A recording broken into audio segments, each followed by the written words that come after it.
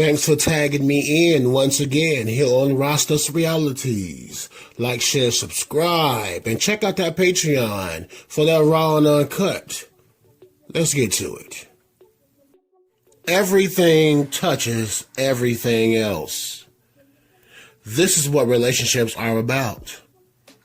The Western way of thinking is that relationships are siloed in love only. And though that has truth to it, relationships have a blanket effect. Here's what I mean. Working for another, relationship. Working for yourself, relationship. A parent, relationship.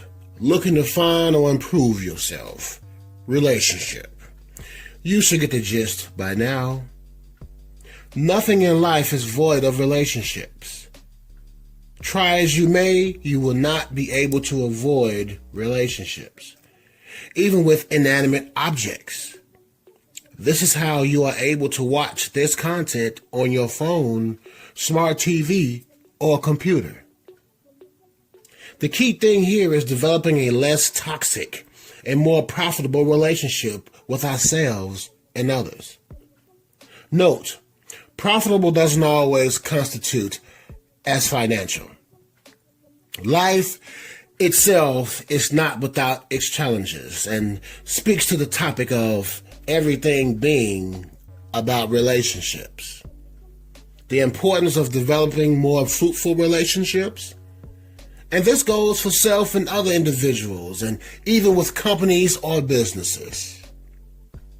Here's an example of what I mean on that point.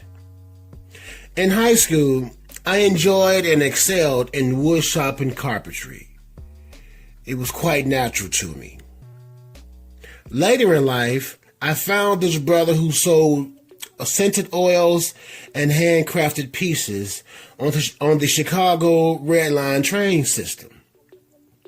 And after making my purchases and having many in-depth conversations with him, I asked, has he thought about forming a company with like-minded people pursuing entrepreneurial aspirations? He replied, yes. At this point, I'm thinking, okay, if you have thought about it, what is holding you up? For those who know me, know that I do not entertain unimportant thoughts and or actions in the interest of time, something that we cannot afford to waste. So immediately I proposed that, that we begin the partnership and what I would bring and expect from him. Sadly, he did not fulfill his end of the deal. Fast forward a few years and I began to research business models, payment methods, materials, tax information, licensing domain names, and long thoughts on what to name the brand. I purchased materials every 2 weeks from work checks until I had enough materials to start crafting. And when I finally got up enough stock, I had customers lined up and waiting to make purchases and support my venture. As before I even had one piece, I behaved as if the brand was already established, along with business cards made out fairly early in the process. Now, my neighborhood, there's a building in my neighborhood that has in-house stores in them. And upon speaking with the door staff and developing a rapport with them, I did the same thing for the store owners as well. Both and this particular store, I had a certain rapport with him and his wife, and his children. As a matter of fact, his whole family. We all know each other. It's almost like my extended family, and they're of another ethnicity. And so Upon showing my pieces to the door staff, my container full of pieces, and distributing business cards and website information, I did the same thing to the store owner and his wife and family members. And she expressed an interest in a piece that took forever to craft. I mean, forever. It was quite complex, as I was new in crafting handmade jewelry pieces for both men and women, with the consumer in mind, because I know what it is that I like and what I want. But when starting a business, when venturing down the entrepreneurial path, one must consider what other people like and dislike. So as I was saying, that piece took me forever to make, but it was my best piece made to date. Of which was a complete set, by the way.